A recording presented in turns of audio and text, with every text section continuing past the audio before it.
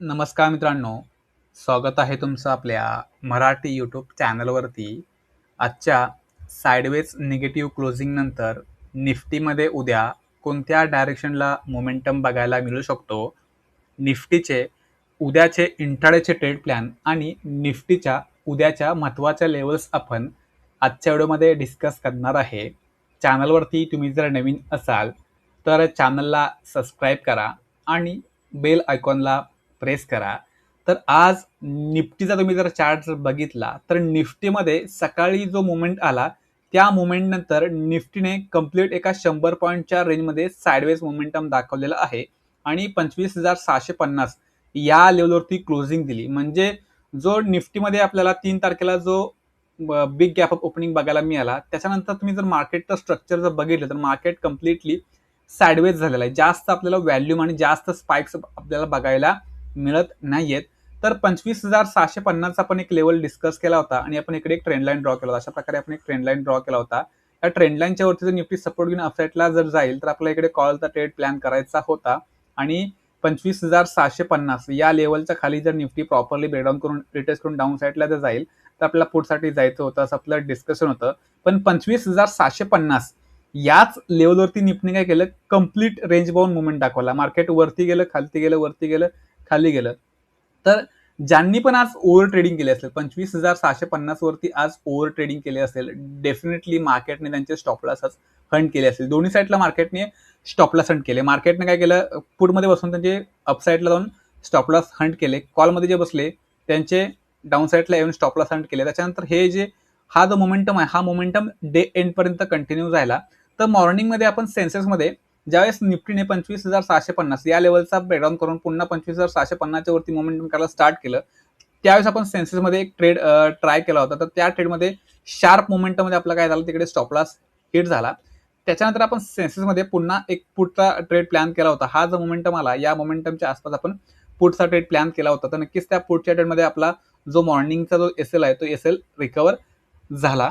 Okay, तर आजचा दिवस तुम्ही जर बघितला तर आजचा दिवस आणि कालचा दिवस हा कम्प्लिटली साइडवेज दिवस होता. कारण मार्केटमध्ये ज्यावेळेस मोठी गॅप ऑफ ओपनिंग झाली, त्या गॅप ऑफ ओपनिंगमध्ये जो पैसा कमवला असेल, जो पैसा रॅन्डमली कमवला असेल किंवा नशिबाने जर पैसा कमवला असेल, तो पैसा मार्केटात ह्या मोमेंटमध्ये वापस घेण्याचा प्रयत्न करत आहे. हे तुम्हाला आधी देखील सांगितलं होतं. ज्यावेळेस हा मार्केटने मुवमेंट केला त्यानंतर मी तुम्हाला सांगितलं होतं, टेलिग्रामवरती पण सांगितलं होतं की मार्केटमध्ये जो तुम्ही प्रॉफिट केलाय तो मार्केटला देऊ नका. मार्केट डेफिनेटली तो प्रॉफिट पुन्हा घेण्याचा प्रयत्न नक्कीच करणार. तर मार्केट तसंच करते. मार्केटने काय करते, मार्केटने एका रेंजमध्ये गेले 3 दिवस मोमेंटम केलेलं आहे. ओके, तर या रेंजच्या वरती आणि या रेंजच्या खाली मार्केट जोपर्यंत जाणार नाही तोपर्यंत मार्केट अशा प्रकारे साइडवेज राहण्याचे पूर्ण चान्सेस असतील.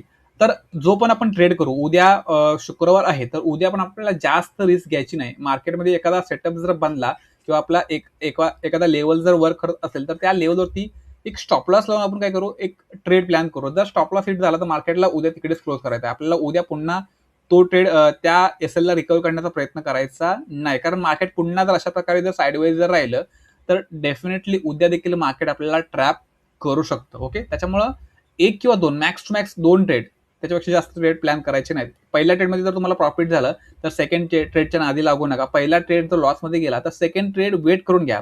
वेट करून लेवलवरती ट्रेड प्लॅन करा. त्या पण ट्रेडमध्ये जर स्टॉप लॉस हिट झाला तर डेफिनेटली तुम्हाला तो स्टॉप लॉस घेऊनच क्लोज करावा लागेल मार्केटला. ओके, तर ह्या गोष्टी तुम्ही थोड्याशा फॉलो करा. ओके, तर निफ्टीमध्ये डाऊन साईडला स्कोप आहे. कारण डाऊन साईडला तुम्ही जर बघितलं तर 25,600 पासून 25,400 पर्यंत हा 200 पॉईंटचा एक गॅप आहे. हा गॅप फिल करायला मार्केट खाली येईल हे सर्वांनाच माहिती आहे. हा जो गॅप आहे मी तुम्हाला दाखवतो. ओके, हा जो काय गॅप दिसतोय तुम्हाला, हा गॅप सर्व लोकांनाच माहिती आहे की हा गॅप मार्केट फिल करायला डाऊन साईडला येईल. त्याच्यामुळे काय होते, भरभरून पुटमध्ये मार्केट मध्ये जे लोक आहेत ते पुटमध्ये एंट्री बनवत आहेत. त्याच्यामुळं मार्केट काय करते, होल्ड करते वरच्या साईडला. ज्यावेळेस मार्केटमध्ये जास्त कॉल साईडला जास्त पोझिशन क्रिएट होतील त्यावेळेस डेफिनेटली मार्केट आपल्याला शार्प फॉल करताना दिसेल. कारण मार्केटला कधीही वाटत नाही की आपल्यासारखे जे रिटेल ट्रेडर आहेत त्यांना प्रॉफिट व्हावं. मार्केटचा फक्त एकच मोटिव्ह असतो की आपल्यासारखे जे रिटेल ट्रेडर आहेत त्यांचा लॉस कसा होईल, त्यांचे स्टॉप लॉस कसे हंट होतील. त्याच्यामुळं मार्केटमध्ये तेच घडेल जे आपल्या अगेन्स्ट असेल.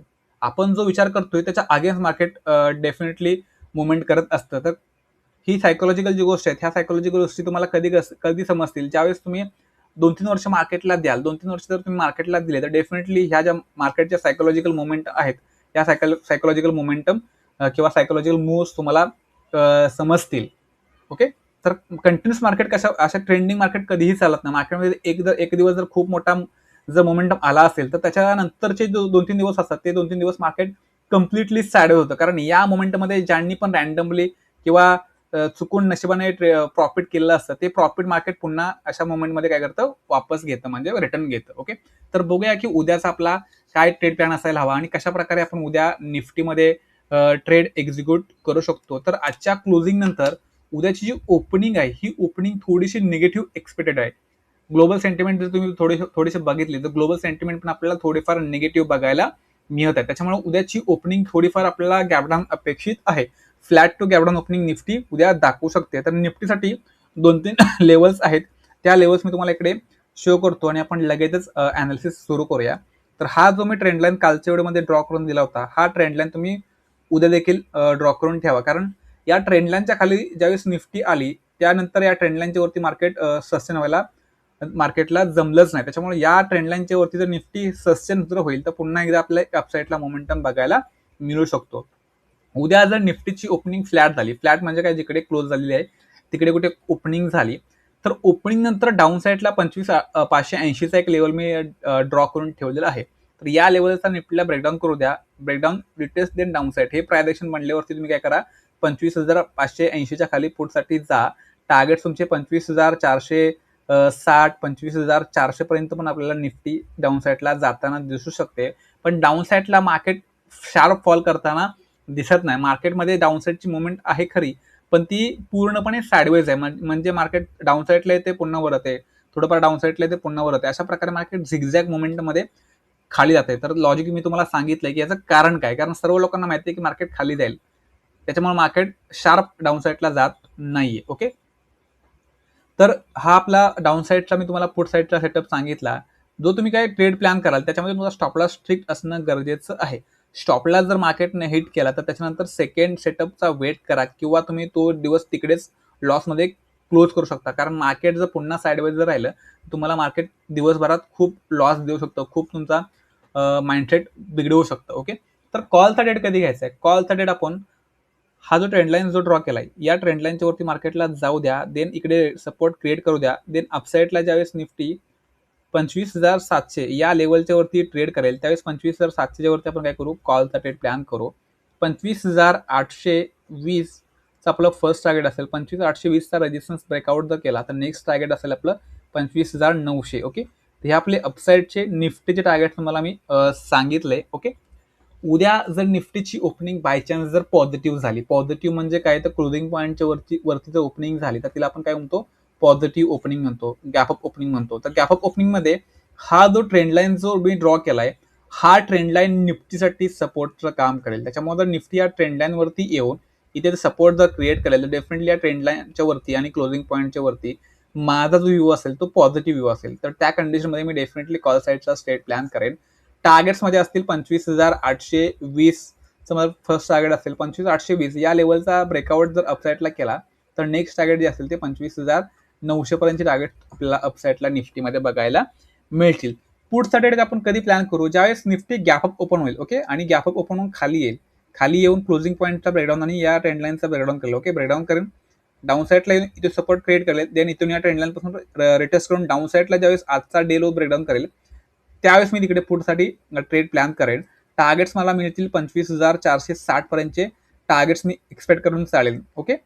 हा मी गॅपअप ओपनिंगचा मी तुम्हाला प्रायदेशन समजून सांगितला. खाली येऊ द्या, क्लोजिंग पॉईंटचा ब्रेकडाऊन करू द्या, देन क्लोजिंग पॉईंटच्या आसपास किंवा या ट्रेंडलाईनला रिटेस्ट करू द्या.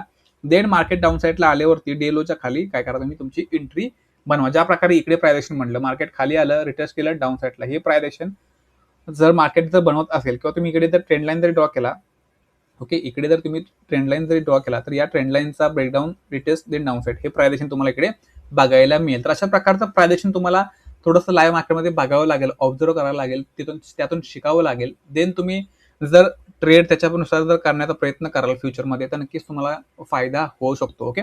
तर गॅपअप ओपनिंगमध्ये क्लोजिंग पॉईंटच्या वरती पॉझिटिव्ह प्रायदेशनवरती मी काय करेन, कॉल साईडचा स्ट्रेट प्लॅन करेन.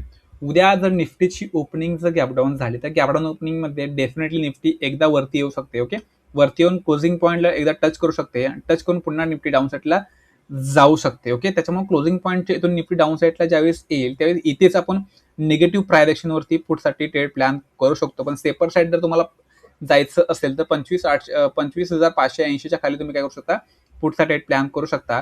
25,460 पर्यंतची टार्गेट्स आपल्याला डाऊन साईडला निफ्टीमध्ये मिळतील.